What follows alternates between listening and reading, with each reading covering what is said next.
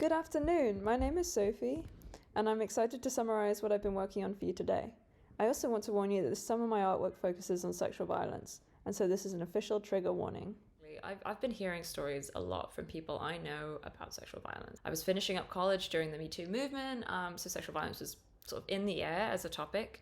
People would share me that they'd been hurt, and I was always confused. I was like, well, who's the other person? And I know so many people. Why am I only hearing these victims? I know that there's a lot of perpetrators out there.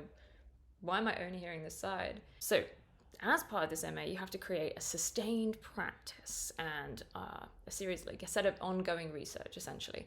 And what it looks like, essentially, for me, is almost like primary data interviews. So the first interview I did was with someone who was a perpetrator of sexual violence. They heard that I was interested in this topic, and they actually confessed straight there and then, like, oh, I've actually done something, and agreed for me to like write everything down and like record it. Part of me believed as like a science person that you need lots of data in order to really say anything meaningful. So I started collecting loads of interviews.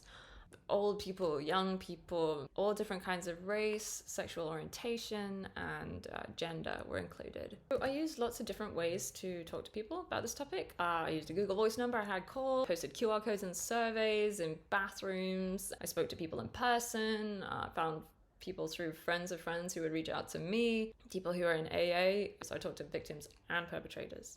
I found this to be very important. I didn't just want to hear about perpetrators. I also wanted to talk about what the real effect of like sexual violence is on a person. But once I collect them, I wanted to work out the best way to present these stories. I did a lot of work editing and compiling footage and using actors, and eventually, with a lot of sort of help from interesting curator types, I realized I didn't really need all of that, and I actually had to ditch a lot of the work I'd done and just present text, essentially, and audio and a bit of film. I was inspired by Michaela Cole, Lo Moran, Mae Martin, Phoebe Waller-Bridge, Sexual Justice by Alexandra Brodsky, because she speaks about both legal and social ways to improve social justice in a community. For one module of the MA, I also wrote a thesis. The paper was about Magritte and about his behavior as a potential predator himself, as an abuser, but also his work, its potential feminism inside the work itself, and the conflict there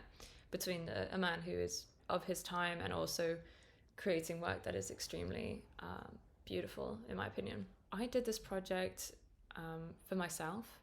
I personally believe it encourages people to do better, to be more self-aware, to understand one another. It also can just bring joy and comfort. It's a cathartic project, and it can be a source of just joy.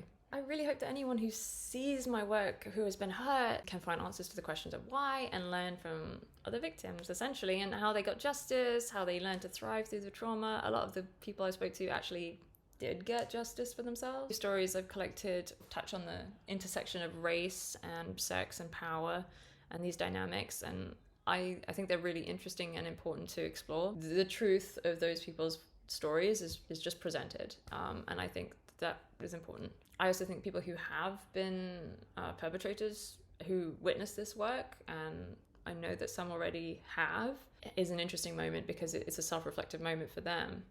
So these are all things that I love about this project.